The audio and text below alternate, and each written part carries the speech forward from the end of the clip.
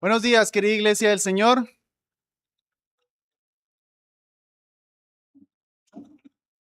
Les invito a que abramos la palabra de Dios en el Evangelio de Marcos, capítulo 14, versos desde el 12 hasta el 25. Estaremos escuchando la voz de Dios. Dice así la palabra de Dios. El primer día de la fiesta de los panes sin levadura, cuando sacrificaban el cordero de la Pascua, sus discípulos le dijeron: ¿Dónde quieres que vayamos a preparar para que comas la Pascua? Y envió dos de sus discípulos y les dijo: Id a la ciudad y os saldrá al encuentro un hombre que lleva un cántaro de agua. Seguidle. Y donde entrare, decid al señor de la casa: el maestro dice, ¿dónde está el aposento donde he de comer la Pascua con mis discípulos? Y él os mostrará un gran aposento alto ya dispuesto. Preparad para nosotros allí. Fueron pues sus discípulos y entraron en la ciudad y hallaron como les había dicho y prepararon la Pascua. Y cuando llegó la noche, vino él con los 12, y cuando se sentaron a la mesa mientras comían, dijo Jesús: de cierto os digo que uno de vosotros que come conmigo me va a entregar. Entonces ellos comenzaron a entristecerse y a decirse uno por uno: ¿seré yo? Y el otro: ¿seré yo? Él respondiendo les dijo: es uno de los 12, el que moja conmigo en el plato. A la verdad, el Hijo del Hombre va según está escrito de él. Mas ay de aquel hombre por quien el Hijo del Hombre se ha entregado. Bueno le fuera a ese hombre no haber nacido. Y mientras comían, Jesús tomó pan y bendijo y lo partió y les dio, diciendo: tomad, esto es mi cuerpo. Y tomando la copa y habiendo dado gracias, les dio y bebieron de ella todos. Y les dijo: esto es mi sangre del nuevo pacto que por muchos es derramada. De cierto os digo que no beberé más del fruto de la vid hasta aquel día en que lo beba nuevo en el reino de Dios. Es la palabra del Señor. Amén. Hermanos, este no es un momento para estar pendiente al celular. Esto no es un momento para estar hablando con el de al lado. Este es un momento para atender lo que Dios tiene para decirnos. Creo que la época favorita del año para muchos es la época de diciembre. Por lo menos para mí, si pudiera decir uno de mis días favoritos, es el 24 de diciembre, porque hacemos una cena, compartimos con amigos, compartimos con la familia. Es una época bastante bonita, es un día muy especial. Bueno, en el texto que acabamos de leer, nuestro Señor nos dejó una cena. Vamos a aprender de la cena que el Señor nos dejó a la iglesia para que también pasemos un precioso tiempo en comunión con los hermanos, en comunión con Él. Esta es una cena en la que tenemos bendición espiritual, compañerismo unos con otros y comunión con nuestro Señor Jesucristo. No me refiero a la cena de la Pascua que está desarrollándose aquí, sino a la nueva cena o a la cena del nuevo pacto que Cristo instituyó mientras compartían una cena muy tradicional en la nación de Israel, que era la Pascua. Vamos a desarrollar este mensaje viendo en primer lugar los preparativos para esa cena. Luego vamos a ver cuando Jesús señala al traidor en medio de esa cena. Y finalmente vamos a ver cómo en esa cena el Señor instituye la cena del nuevo pacto. Así que abordemos de los versos 12 al 16. El primer encabezado que he nombrado: Jesús envía dos discípulos para preparar la cena. Vuelvo a leer. El primer día de la fiesta de los panes sin levadura, cuando se sacrificaba el cordero de la Pascua, sus discípulos le dijeron: ¿dónde quieres que vayamos a preparar para que comas la Pascua? Es claro, hermanos, y vayan teniendo esto en sus mentes para algo que voy a mencionar más adelante, que esto está sucediendo durante la cena oficial de la Pascua. Y envió dos de sus discípulos. Sabemos por el Evangelio de Lucas que estos dos discípulos eran Pedro y Juan, y les dijo: id a la ciudad Esto es Jerusalén. Probablemente ellos están ubicados en Betania y desde Betania Jesús los comisiona para que entren a Jerusalén a llevar a cabo lo que sigue. Y os saldrá al encuentro un hombre que lleva un cántaro de agua. Seguidle. Y donde entrare, decid al señor de la casa. El maestro dice, ¿dónde está el aposento donde he de comer la Pascua con mis discípulos? Y él os mostrará un gran aposento alto ya dispuesto. Preparad para nosotros allí. Fueron sus discípulos y entraron en la ciudad y hallaron como les había dicho y prepararon la Pascua. Solamente quiero responder dos preguntas de este breve párrafo. Primero, ¿por qué tanto misterio? ¿Por qué el Señor se pone, vayan y encuentran un hombre y le preguntan? Y hay como mucho misterio en esta comisión que el Señor les da. Pues hermanos, porque ahí estaba Judas. Y el Señor no quiere que Judas sepa dónde ellos van a celebrar la Pascua. Porque ya en el versículo 10 y 11, Judas, habíamos visto, fue donde los líderes religiosos y había acordado entregarles a Cristo. Así que si Judas escucha en dónde van a celebrar la Pascua, seguramente Judas iría, buscaría toda la comisión y llegaría a ese aposento donde iban a estar. Así que hay un mensaje aquí clave, o más bien una forma difícil de descifrar para Judas, con tal de que Judas no interrumpa el importante momento que ellos van a vivir. Y eso entonces nos lleva a la segunda pregunta que quiero responder de aquí, y es, ¿qué nos enseña esto para nosotros? Bueno, por un lado nos enseña que el Señor es omnisciente, porque hermanos, notemos que hay un elemento en estas indicaciones que es movible, el hombre con el cántaro del agua. Si yo les pregunto a ustedes una dirección, normalmente utilizamos elementos fijos, ¿no? Hay un edificio que es de color verde luminoso, eso nadie se le pasa por alto, o vas a la plaza principal, son cosas que están fijas. Pero si yo les digo a ustedes, no, donde hay una mujer que se está amarrando el cabello, bueno, pues eso es imposible que siempre esté una mujer amarrándose el cabello en un punto. Bueno, aquí el Señor les dice, hay un hombre que va a ir con un cántaro de agua, que por cierto, eso era algo muy poco común, porque las mujeres eran las que buscaban el agua en cántaros. O sea que el Señor sabe que va a haber un hombre, algo inusual, con un cántaro de agua. El Señor lo sabe todo, pero más que simplemente saberlo, todo eso está haciéndolo el Señor, tanto el misterio, las indicaciones, para poder celebrar la Pascua con sus discípulos. En Lucas, en el Evangelio paralelo, dice Jesús, cuánto había querido comer esta Pascua con vosotros antes que padezca. El Señor quiere comer la Pascua y Él está controlando todas las cosas para poder llevar a cabo ese momento, porque lo que va a suceder en ese momento, la institución de la cena del Señor es algo muy importante y Él no va a permitir que la maldad de Judas interrumpa el momento. Un breve comentario más antes de movernos al segundo encabezado. Ustedes leyeron dónde está ese aposento.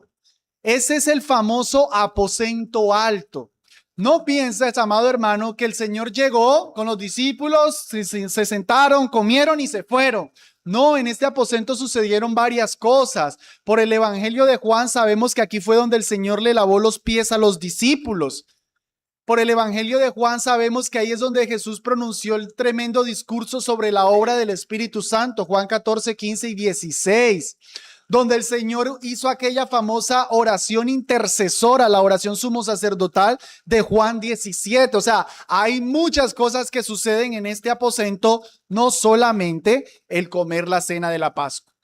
Pero pensando en ese lavado de los pies que precisamente el Señor se lo hizo a Judas, ahora entramos al verso 17 y nuestro segundo encabezado que he mencionado, Jesús anuncia a un traidor durante la Pascua.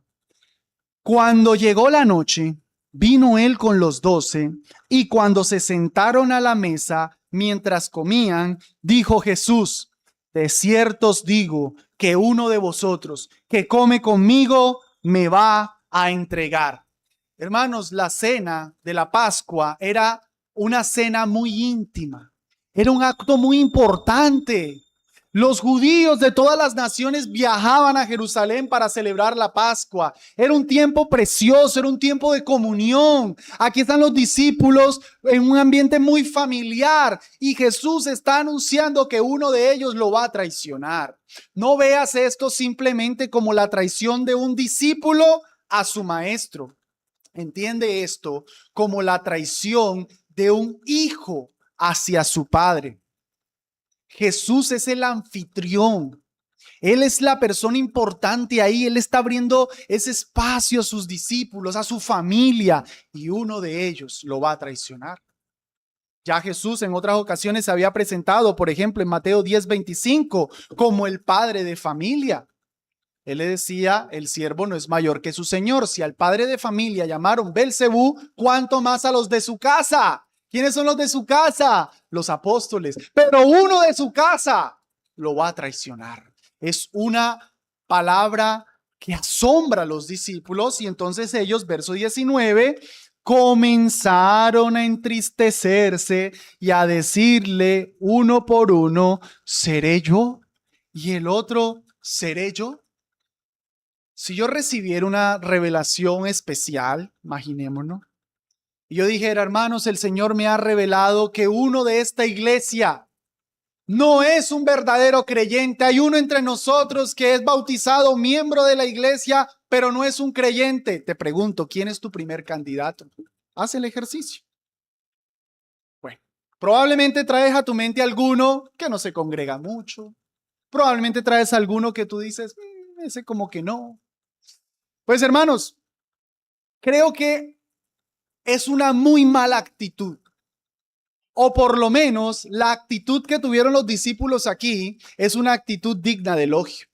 A través del evangelio hemos estado viendo actitudes en los discípulos que los hemos descalificado, hemos dicho qué le pasa a esos hombres, pero creo que esta es una digna de elogio.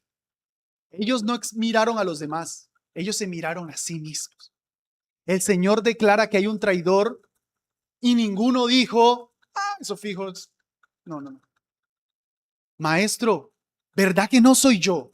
Así literalmente sería la pregunta. La pregunta reclama un no por respuesta. No soy yo, ¿verdad? Ellos se examinan, ellos miran dentro de sí y dudan a ver si es que ellos, uno de ellos, puede ser el traidor. Y entonces el Señor dice en el verso 20, Él respondiendo les dijo, es uno de los 12, el que moja conmigo en el plato. En las cenas pascuales, que por cierto, no piensen como nosotros, una silla con una mesa, sino que ellos más bien se recostaban en el piso. El famoso cuadro de la Última Cena de Da Vinci tiene un error contextual porque los presenta como sentados. No, ellos debían estar recostados en el piso. Pero esa imagen de Da Vinci también tiene otro error, y es que muestra a Judas como en el extremo contrario a Jesús. Pero es muy probable que Judas estuviera cercano, sentado a Cristo, porque en la cena de la Pascua se hacía una especie de una salsa con las especies, con las hierbas amargas y demás, en la que se mojaba el pan. Y se calculaba una taza por cada 4. Así que en la mesa debía haber 3 tazas. Esto para evitar tener que desplazarse o tener que estar pasándola, sino que todos tuvieran la taza cerca. Así que Judas es muy probable que está sentado cerca de Jesús, pero hay más. En el pasaje paralelo de Juan 13, que no vamos a ir, ahí es donde Juan está recostado sobre el pecho de Jesús y Pedro le pregunta, como que Pedro le hace, pss, pss, ¿quién es? Como que le susurra, ¿quién es? Y el Señor dice, el que yo mojo el pan, al que yo diere el pan mojado, ese es. Y se lo pone en la boca de Judas. Y dice el texto que Satanás entra en él. Es muy probable que esa respuesta del Señor se la haya dado solamente a Juan. O sea, Juan fue el que identificó el que Jesús metía el pan y se lo ponía en la boca. Los demás no entendieron, porque el Señor cuando hace eso le dice a Judas, lo que vas a hacer, hazlo pronto. Y dice el texto que los demás pensaron que como Judas tenía la bolsa, a lo mejor el Señor le había dicho que fuera a comprar lo necesario para la fiesta. O sea que ellos no se percataron. Pero menciono todo eso, hermanos, porque si los discípulos dudaron de sí mismos, si Judas se levantó después del Señor haber indicado que había un traidor, si Judas está cercano al Señor sentado y los discípulos no pensaron que era Judas, es porque Judas era un hombre intachable. Era un hombre que tenía una muy buena reputación en medio de los 12. Hermanos, Judas contaba el dinero. No creas que la cuestión de ese tiempo hoy día ha cambiado. Si tú tuvieras que confiarle tu dinero a alguien, te vas a asegurar de que sea una persona intachable. No se lo vas a confiar a alguien que tenga vicios. Buscas a una persona transparente en todo. Bueno, Judas manejaba el dinero entre los 12. Parece ser que era el que tenía el testimonio más intachable. Externamente, por supuesto, porque su corazón estaba podrido. Pero ese intachable era el traidor. Por eso cuando tú pensaste ahorita en aquel hermano o aquel hermano, bueno, deberías haberte mirado a ti primeramente. Tu testimonio intachable, no es que yo no puedo ser porque yo soy bautizado, yo tengo tantos años. No, el más intachable era el traidor. Dice el Señor en el verso 21, a la verdad el Hijo del Hombre va según está escrito de él. Mas ay de aquel hombre por quien el Hijo del Hombre es entregado. Bueno le fuera a ese hombre no haber nacido. Esa es la condición de ese terrible traidor. En la primera línea, a la verdad el Hijo del Hombre va según está escrito de él, nos está hablando de la soberanía del Señor. Cristo Jesús está citando las palabras del Salmo 41:9 que dice, aún el hombre de mi paz, en quien yo confiaba, el que de mi pan comía, alzó contra mí el calcañar. Ya desde el Salmo 41 se había anunciado la traición de alguien cercano. Lo que Judas está haciendo es algo que está dentro del plan soberano del Señor. De hecho, en Juan 13:18, Cristo cita puntualmente las palabras del Salmo 41. Con eso, hermanos, nos recordamos que la traición de Judas no fue el resultado del destino. No pienses que Cristo murió porque, ay, qué pesar, si él hubiese sabido. No, él sabía. Él sabía. Pero él iba a hacer lo que tenía que hacer para comprar la salvación de pecadores como tú y como yo. A Cristo no lo mataron. Cristo se entregó para que lo mataran.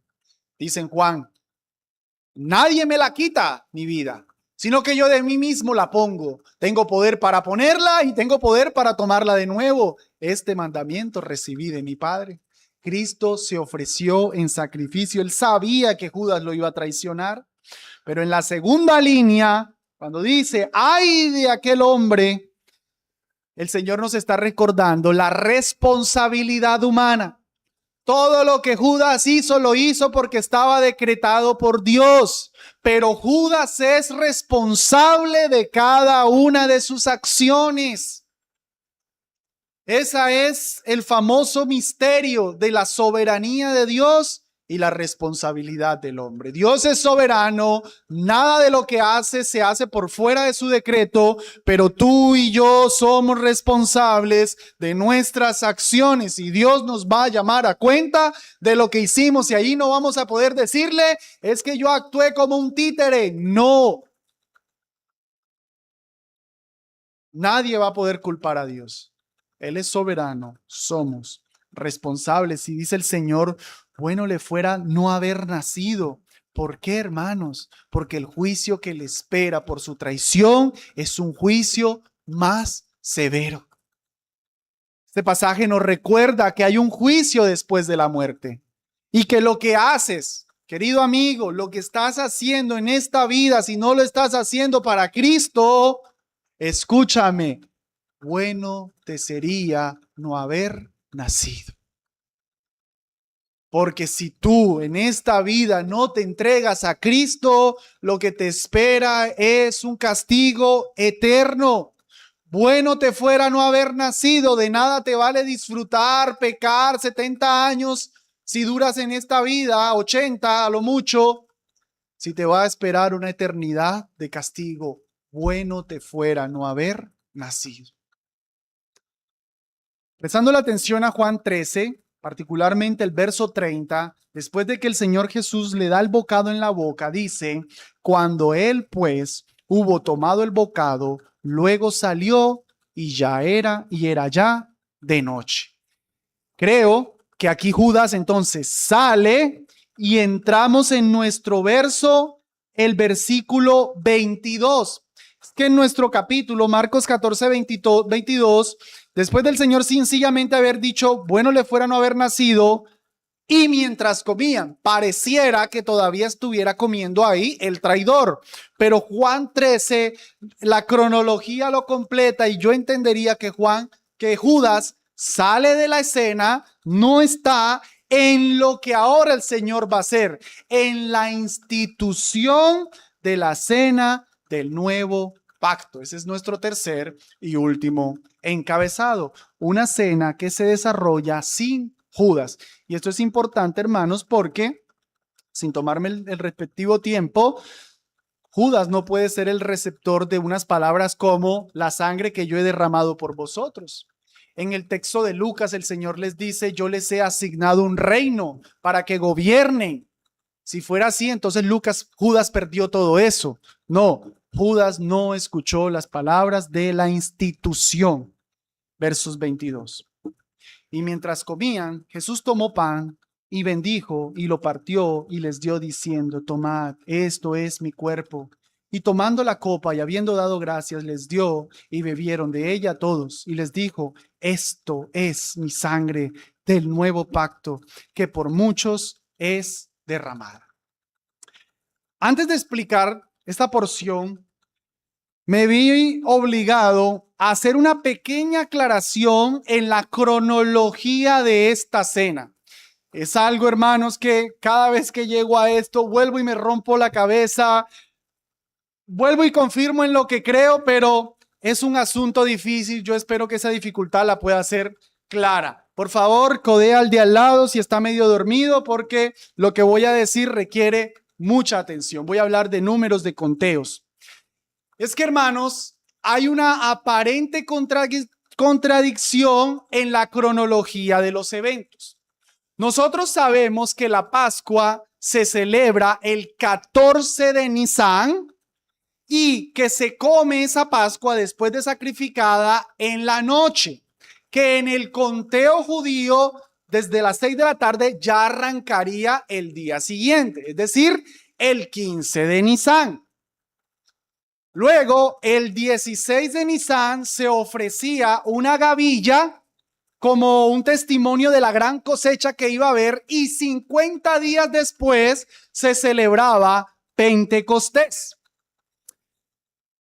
Firmemente creo que el Señor Jesús murió el 14 de Nisan a la misma hora en la que se estaba sacrificando el Cordero Pascual, entre las 2 tardes, que viene a ser aproximadamente las 3 p.m. A la hora que muere el Cordero Pascual, Cristo como el verdadero Cordero Pascual muere el 14 de Nisan. Se comería la Pascua el 15 de Nisan en la noche mientras Cristo estaba en la tumba, y el 15 de Nisan se empezaba a celebrar la fiesta de los panes sin levadura, que significaban sin pecado. Cristo está sin pecado en la tumba y por eso se levanta el 16 de Nisan como un testimonio de ser esa primera cosecha, esa primicia de la gran cosecha que iba a haber exactamente 50 días después en la fiesta de Pentecostés, cuando el Espíritu vino por primera vez y entonces se da la iglesia del Señor. Todas las cuentas casan perfectamente, pero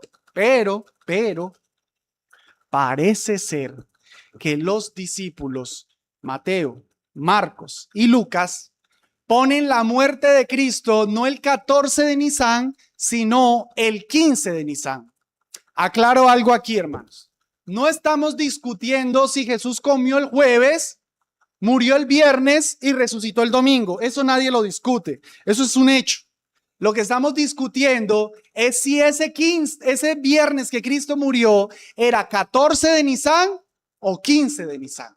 Yo creo que era 14 de Nisan, pero parece ser que los sinópticos presentan la muerte de Cristo un día después. ¿Por qué? Porque si ellos están comiendo la Pascua y están comiendo la Pascua, pues obviamente ya el cordero fue sacrificado. Ya fue sacrificado, quiere decir que ya es 14. Cuando están comiendo en la noche, ya es 15. Y Cristo muere después, entonces Cristo muere el 15 de Nisan. Parece ser que yo estoy equivocado y los sinópticos me están corrigiendo. Pero ahí no acaba todo. Tenemos que ir a Juan. Y yo creo que Juan es el que gobierna verdaderamente la cronología. Juan 13:1 y Juan 13 es donde ocurre la cena en la versión de Juan. Es donde el Señor declara quién es el traidor, es donde les lava los pies, etcétera. Juan 13:1 dice, antes de la fiesta de la Pascua, sabiendo Jesús que, ¿cuándo sucedió según Juan? Antes de la fiesta de la Pascua. O sea, la Pascua que están comiendo los discípulos esa noche, Juan dice que sucedió antes de la fiesta de la Pascua. Ahí no acaba todo. Juan 18:28. Ya Jesús está en el viernes en la mañana siendo enjuiciado. Dice Juan, llevaron a Jesús de casa de Caifás al pretorio. Era de mañana, la mañana del viernes. Y ellos no entraron en el pretorio para no contaminarse y así poder comer la Pascua. O sea que si no han comido la Pascua y es viernes en la mañana, es porque todavía no la han sacrificado. La iban a sacrificar más adelante, a las 3 de la tarde. Y Juan 19:14 dice, era la preparación de la Pascua y como la hora sexta. Entonces dijo a los judíos, esto es Pilato, he aquí vuestro rey. O sea que el viernes se presenta como la preparación de la Pascua, no la Pascua. Todavía no ha llegado. ¿A quién le creemos? Los sinópticos nos presentan a los discípulos comiendo la Pascua, pero Juan nos dice que todavía no se había comido la Pascua. ¿Cómo resolvemos esta aparente contradicción? Bueno, hermanos, es difícil el tema, tiene mucho de la academia, tiene mucho de tecnicismo. Yo espero poder presentar lo que creo que explica la diferencia y que sea claro. Se ha podido comprobar que había una diferencia en el conteo de los días para los galileos, que estarían los fariseos hacia el norte, y para los judíos, que estarían los saduceos hacia el sur. Y hacia el sur está la religión más oficial, es donde está el templo. Los galileos al norte contarían los días desde la mañana a la mañana, de 6 de la mañana a 6 de la mañana. Los judíos al sur contarían los días desde el atardecer al atardecer, desde las 6 p.m. a las 6 p.m. De modo que cuando los discípulos están comiendo la Pascua y los sinópticos son los que lo presentan así, los sinópticos están, bueno, hermanos, los sinópticos son Mateo, Marcos y Lucas. Se le llama sinópticos porque hacen una sinopsis. Mateo, Marcos y Lucas son galileos. Ellos son los discípulos mayormente de Galilea. Ellos están representando el conteo de las 6 de la mañana a las 6 de la mañana. O sea que para ellos ya era 14 de Nisan. Pero para los judíos al sur todavía no. Era apenas el 13. Cuando Jesús muere al día siguiente, según el relato sinóptico, muere el 15. Porque para ellos a las 6 de la mañana del viernes ya cambió el día. Pero para los judíos del sur todavía estaban en el día 14. Esa diferencia en el conteo la podemos ver incluso hoy día, por si están un poquito confundidos, solo para que entendamos esas dificultades. Si aquí a Barbosa, llega un judío así ortodoxo que cuenta a las 6 de la tarde, Hoy, a esta hora, son las 11:23. Para nosotros, ¿qué día es? 1 de febrero. Pero para el judío, ¿y para el judío qué día es? 1 de febrero. Pero a las 6:05, para nosotros, ¿qué día es? 1 de febrero. Para él, 2 de febrero. O sea que si hubiese una fiesta que se celebra el 2 de febrero a las 8 de la noche, el judío la celebraría hoy. Nosotros la celebraríamos mañana. ¿Ven la diferencia? Eso pasaba aquí. Unos de 6 de la mañana a 6 de la mañana, unos de 6 de la tarde a 6 de la tarde. Ahora, hermanos, esta providencia en el conteo judío permitía practicidad. Se cuenta, Josefo, que se sacrificaban alrededor de 256,000 corderos en un lapso de 2 horas. Era difícil, pero que hubiese 2 fechas legítimas permitía, y son legítimas, ojo, permitía que unos sacrificaran el cordero un día y los otros lo sacrificaran al siguiente día. Pero más importante aún, hermanos, esta providencia de Dios permitía a Cristo legítimamente comer la Pascua y morir en la Pascua. Cumplió la Pascua en todo el sentido.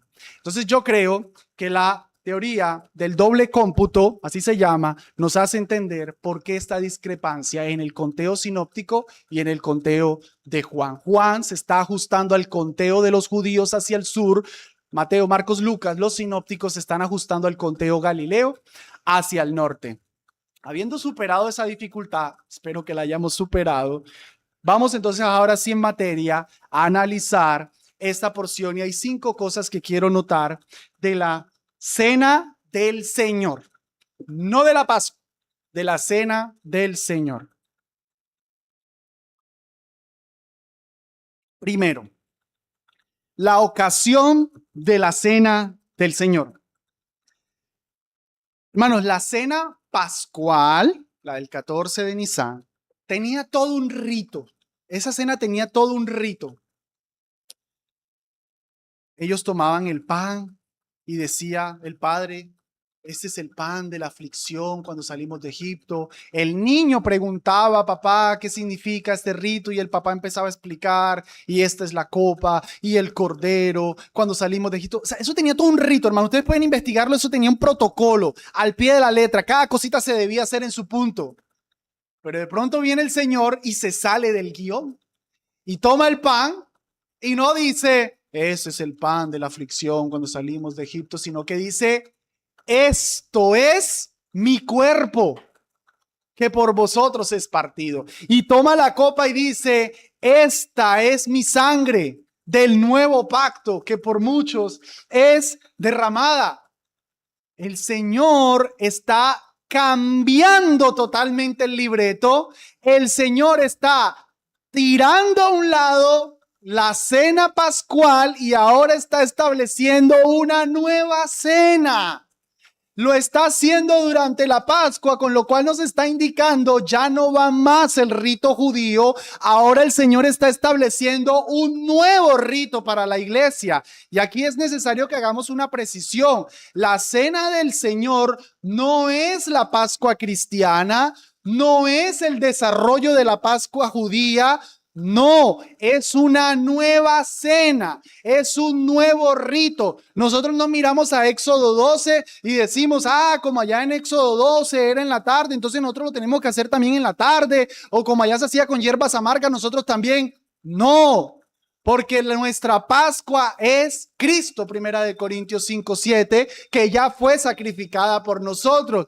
Nuestro Señor, como el Señor de la iglesia, ahora está estableciendo un nuevo rito para su iglesia. La conexión legítima que sí hay entre ambas cenas es que la Pascua mira hacia atrás a la liberación de Egipto, pero nosotros en la cena miramos atrás, ¿a dónde? La cruz del Calvario, donde ocurrió nuestra liberación. No estamos recordando un cordero, no estamos recordando Egipto, estamos recordando al Cordero de Dios que fue sacrificado y que quita el pecado del mundo. Amén. Lo segundo que quiero notar es el carácter pactual de la cena del Señor. Cuando Cristo levantó la copa, Él dijo que era el nuevo pacto en su sangre. Así que, mis amados hermanos, no tenemos aquí una simple comida, un mero agasajo, un ágape. Tenemos aquí un pacto, una cena pactual. Nuestro Dios siempre se ha relacionado con su pueblo a través de pactos. Cuando se relacionó con Adán, le dio un pacto, el pacto de obras. Cuando se relacionó con Noé, le dio un pacto, el pacto noético. Cuando se relacionó con Abraham, le dio un pacto, el pacto abrahámico. Se relacionó con David, le dio un pacto, el pacto davídico. Y ahora se va a relacionar con su nuevo pueblo, con la iglesia, y les va a dar el nuevo pacto. Una nueva forma en la que el Señor se va a relacionar con su pueblo. Ya no por las leyes, los ritos y las ceremonias del antiguo pacto, sino ahora por los ritos, las leyes, las ceremonias del nuevo pacto. Somos la iglesia del nuevo pacto. Y así como el antiguo pacto no se estableció sin sangre, por eso nuestro Señor dice, la copa del nuevo pacto en mi sangre, que por muchos es derramada, porque fue necesario que el Cordero de Dios, que quita el pecado del mundo, derramara toda la sangre para establecer el nuevo pacto, y que ahora nosotros nos relacionamos con Dios en unos términos pactuales muy distintos a los del Israel del Antiguo Testamento. Amén.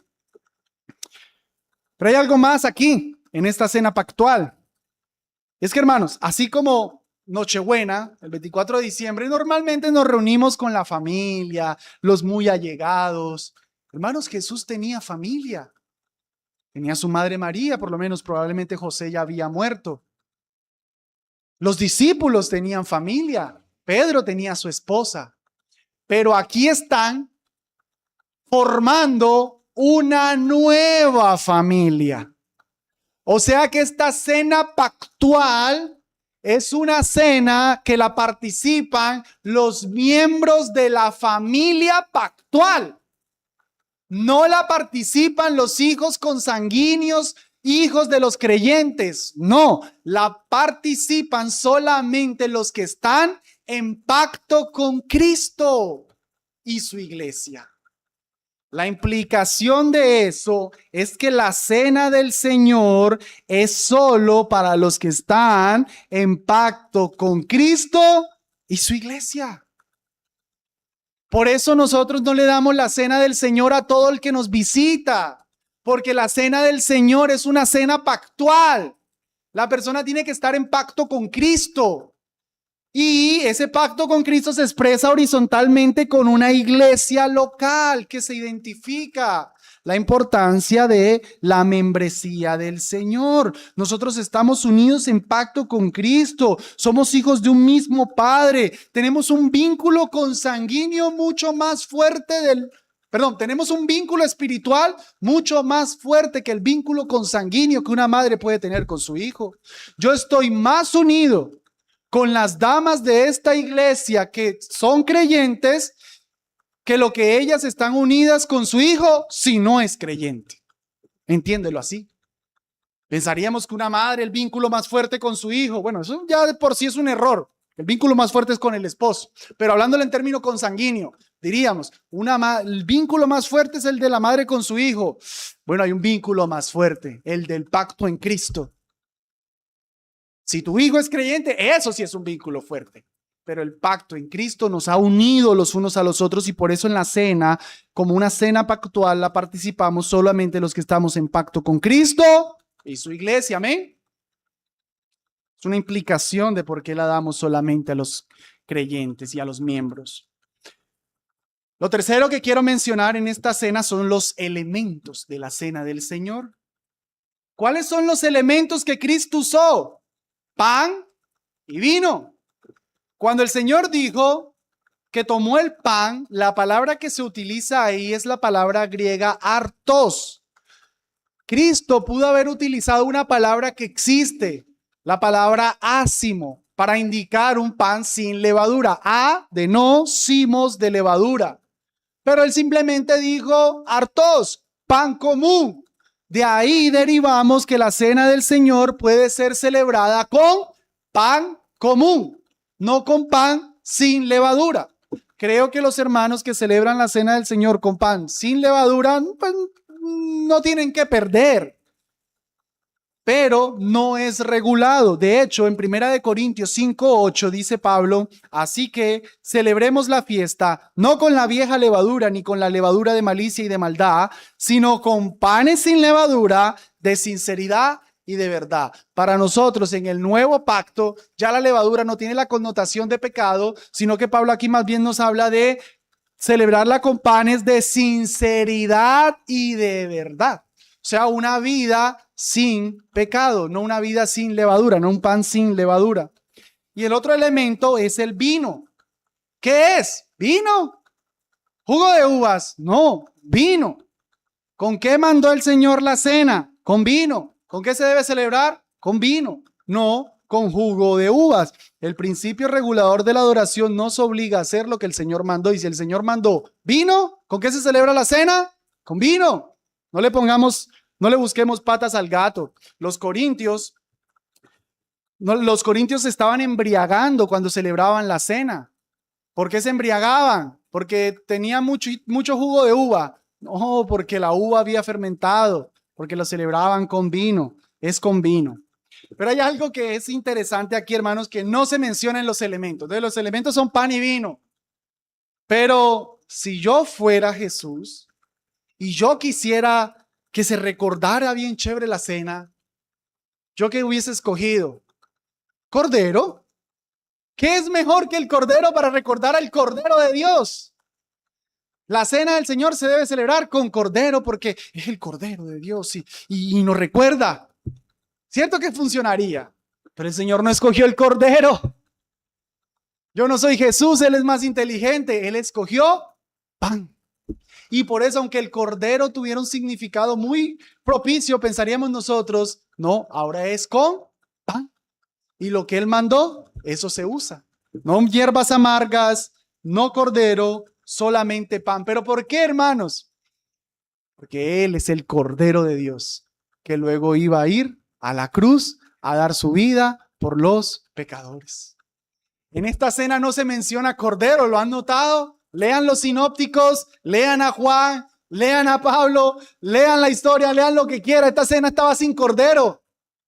La única cena pascual en la que no se menciona el cordero, porque el verdadero cordero estaba ahí en esa cena. Y el verdadero cordero iba a luego entregar su vida para darle sentido a lo que siempre estuvieron haciendo. ¿Alguna vez te has preguntado por qué la cena del Señor es un bocadito tan pequeño? Hermanos, porque es la cena del Señor. Es Él el que te da la cena. Por eso la cena no busca llenarnos. Es Él el que tomó su pan y lo repartió entre los discípulos. Es Él el que tomó la copa y la repartió entre los discípulos. La cena del Señor emula eso, por eso es un bocadito pequeño. Porque es comer de lo que Él tenía en el plato. Es la cena del Señor. De ahí, amado hermano, que cuando tú estás comiendo el pan, estás bebiendo la copa, espiritualmente es como que Jesús te lo dio, te compartió, te dijo, come del mío. Eso tiene un valor especial, hermano. ¿Cierto que sí? Es como cuando mis niñas incluso mastican algo y luego me lo pasan. Yo se lo recibo porque son mis hijas. Si fuera un extraño, no lo recibo. Y yo les doy bocadito a ellas y ellas me lo reciben. Pero a un extraño no se lo reciben. En la cena del Señor es Cristo diciéndote, toma, del mío, te comparto. Somos uno. Te amo. Tú y yo. Toma del mío. Come. Eso es la cena. Por eso es un bocadito. Y en cuanto a la sustancia de esos elementos, simplemente mencionemos que no se transforman, no hay una transustanciación, son simplemente pan y vino. No creemos el error católico romano de que el pan se convierte en el cuerpo y el vino se convierte en la sangre. No, es una metáfora que el Señor nos da. Esto es mi cuerpo. Él dijo, yo soy la luz, y eso no significa que Jesús era luz. No es que Jesús se transformó en el pan, su cuerpo en el pan y la sangre en el vino. No. Simplemente vienen a ser símbolos, pero más que símbolos. Porque a la luz de 1 Corintios 10:16 entendemos que Cristo se hace presente cuando celebramos la cena del Señor. Son símbolos, pero son más que símbolos. Noten todo lo que estamos aprendiendo de la cena del Señor aquí, la cena del nuevo pacto. Cuarto, el carácter memorial de la cena. No está aquí en el relato de Marcos, pero Lucas, cuando el Señor partió el pan, dijo, haced esto en memoria de mí. O sea que el Señor nos dejó la orden de una y otra vez hacer lo mismo, no para mirar al Cordero del Éxodo, sino para mirar al Cordero de Dios. Él nos quiso dejar estos elementos para recordar su sacrificio. Cada vez que celebramos la cena del Señor, estamos celebrando que Él murió. La cena del Señor es un memorial, es una dramatización. Pastor, ¿por qué no hacen obras de teatro en la iglesia? Tranquilo, el Señor nos dejó una obra de teatro, la cena del Señor. Todos los domingos tenemos una obra de teatro, tenemos una dramatización de lo que es el Evangelio de Cristo. Que viéramos algo. Él sabe que nos gusta ver. Para que no estén viendo Chosen, tranquilos, yo les dejo el pan y el vino. Ahí ven el Evangelio. No necesitan altas producciones televisivas y demás. Tienen pan y tienen vino. Mírenlo, eso es lo que te debe conmover. Eso es lo que te debe partir el corazón. Eso es lo que te debe conmover. Ver a Cristo en los elementos. Pan y vino son un memorial, insisto, pero son más que un memorial porque Cristo se hace presente por su Espíritu mientras participamos. No necesitamos transustanciación, no necesitamos consustanciación, necesitamos sencillamente lo que la Biblia enseña, la presencia real de Cristo por medio de su Espíritu mientras participamos de los elementos. Eso tiene una implicación. Piénsalo así. Si la cena del Señor es Cristo haciéndose presente, es teniendo comunión con Él, es recordar su sacrificio, es ser bendecidos por Él, ¿tú quieres eso una vez al año? ¿Tú quieres eso una vez cada 6 meses? ¿Tú en serio quieres eso una vez al mes? ¿O tú prefieres eso cuantas más veces se pueda? Si la cena del Señor es tanta bendición como tener comunión con Cristo, pues entonces yo quiero estar con Cristo cada vez. Eso implica que la cena del Señor debe ser celebrada cada vez que la iglesia se reúna. Los hermanos que dejan la cena del Señor una vez al mes, uno, no tienen regulación, porque la Biblia no regula que sea una vez al mes. La Biblia regula que debe ser hecho en memoria de Él. Y vemos patrones en Hechos de que cada vez que la iglesia se reunía partía el pan. Por eso nosotros partimos el pan cada vez que la iglesia se reúne. No tenemos regulación de una vez al mes. Eso simplemente es humano. Yo prefiero hacer lo que Cristo modeló. Hacerlo en memoria de Él, y los discípulos modelaron reuniéndose y partiendo el pan. Y finalmente, hermanos, veamos el carácter escatológico de la cena. Porque el Señor dice aquí en el verso 25, de cierto os digo que no beberé más del fruto de la vid hasta aquel día en que lo beba nuevo en el reino de Dios. O sea que el Señor dejó una promesa anclada a la cena, que algún día la comeríamos en el reino de Dios. Entonces miren la dinámica de la cena. La cena mira hacia atrás al sacrificio de Cristo, y la cena mira hacia adelante al día que la comeremos con Cristo. La cena tiene un elemento pasado y un elemento escatológico futuro todavía por venir. Cuando Cristo Jesús comería la cena del Señor, con nosotros. Y por cierto, hay un elemento cultural bien interesante aquí. Cuando se estaba haciendo todo este protocolo de la cena pascual, ellos tenían cuatro copas. Muy probablemente Jesús, la copa con la que instituyó la cena fue la tercera copa, que ellos le llamaban la copa de la redención. Con esa fue con el que dijo que esta era la copa del nuevo pacto. Y ahí terminó la cena. Dijo, no volvería a comer más del fruto de la vid hasta el reino del Padre. O sea que dejó una copa pendiente. Yo imagino que los discípulos salieron y dijeron, ¿y la cuarta copa qué pasó? Quedó una copa pendiente. ¿Y cuándo se comerá? ¿Cuándo se beberá? En el reino de los cielos. Algún día, hermanos, vamos a estar con Cristo. Y así ahorita son los hermanos los que te llevan la bandeja y tú simplemente lo ves a él y tú ves una bandeja electroplata y ves un pan. Pero algún día vas a ver la mano del Señor. No sé cómo será eso, hermanos, pero la veremos extendiéndote el pan y diciendo, come, extendiéndote la copa y diciendo, llegaste a la gran cena, las bodas del Cordero, en donde estaremos sentados con nuestro Señor celebrando que ya estamos en las realidades que ahora apenas dramatizamos y anunciamos por un simple pan y por una simple copa. Amén.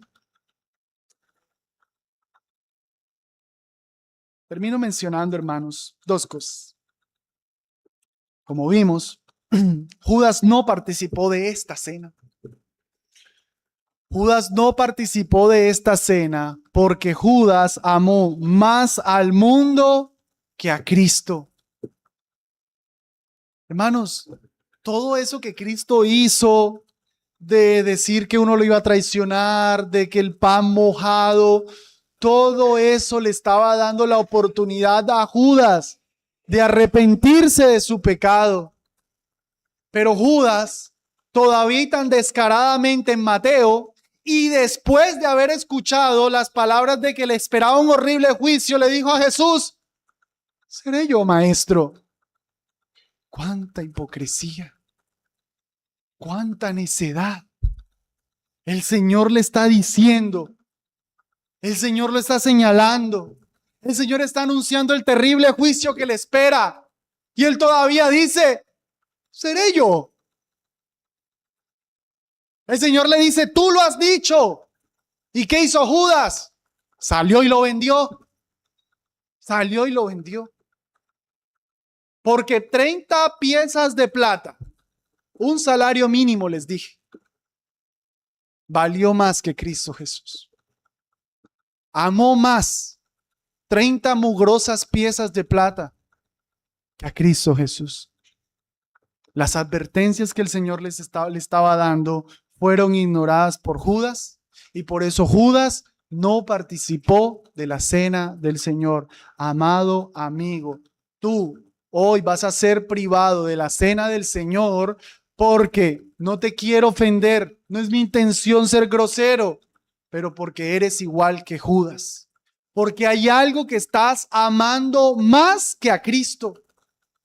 Porque tú no has querido entregar tu vida a Cristo porque hay 30 mugrosas piezas de plata por allá afuera que tienen tu corazón atesorado. Que estás escuchándome o has escuchado a predicadores decir, te espera un horrible juicio, te espera condenación. Estás escuchando a predicadores diciendo, mira el amor de Dios, mira a Cristo cuánto te ama, pero tú dices, no quiero ese amor, quiero el amor del mundo. Y por eso lo que te espera es un terrible juicio. Por eso hoy no participarás de la cena del Señor, amigo, porque tú estás igual que Judas, amando algo más que a Cristo.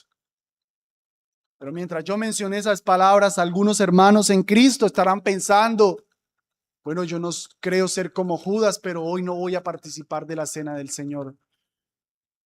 Creo que no es la misma condición tuya, querido hermano, porque eres un hijo de Dios. Pero hoy probablemente no vas a participar de la cena del Señor porque, de todas formas, al igual que Judas, has amado algo más que a Cristo. Si hoy murieras, irías al cielo, pero hoy vas a abstenerte de la cena porque estás amando más algo que a Cristo. porque amaste más la pornografía en esta semana y la semana anterior y la otra semana y no has querido arrepentirte de tu pecado y sabes que con pecado no arrepentido no puedes participar de la cena del Señor.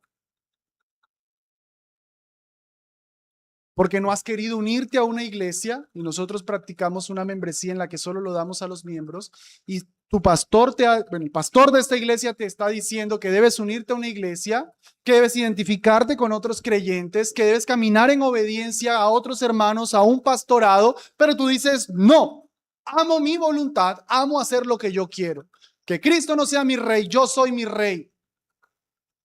Puede que sea salvo, no sé, pero estás amando algo más que a Cristo. Yo te animo a ti, amigo, que te arrepientas de tus pecados, entregues tu vida a Cristo y celebres la cena del Señor en la que disfrutas del amor del Señor.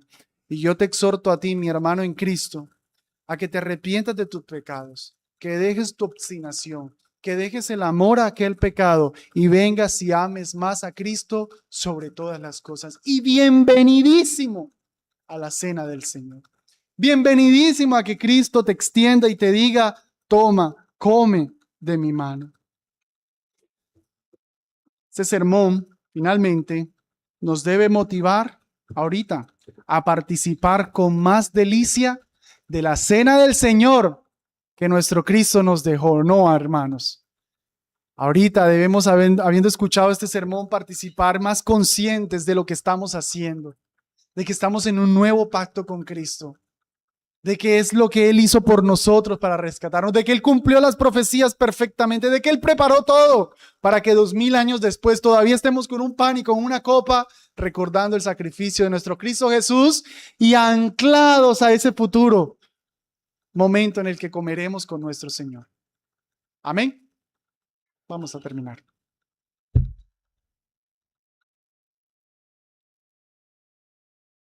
Te alabamos, Dios del cielo. Te alabamos por habernos dejado una cena mucho más preciosa que la cena de Navidad, que la cena del cumpleaños, que la cena del grado, que la cena del Año Nuevo.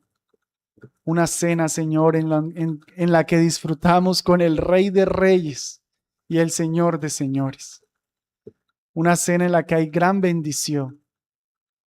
Gracias, Señor, por habernos dejado la Santa Cena y por hoy haber pulido un poquitico más nuestros pensamientos en torno a ella. Te ruego, Dios, por favor, por aquellos que no van a participar. Si cual Judas están amando más al mundo que a ti y su destino es el castigo eterno, Señor, te pido que por favor toques sus corazones y les permitas ver el gran amor que tú has mostrado en el sacrificio de Cristo Jesús. Y ellos dejen su amor al mundo y abracen tan grande amor. Oro también por aquellos hermanos, Dios, que se van a abstener por el pecado. Se van a abstener tal vez porque han insistido más en hacer su voluntad que la tuya, porque su corazón se ha anclado a algo del mundo más que a Cristo. Tú los amas, Señor, porque si entregaste a Cristo por ellos, tú los amas. Te pedimos que en ese amor trates en sus corazones, obres en sus vidas, Dios, para que se sometan a tu palabra y anden en toda obediencia, para que así juntos como hermanos en Cristo podamos disfrutar unánimemente de esa preciosa cena que nos has dejado. En Cristo Jesús oramos. Amén.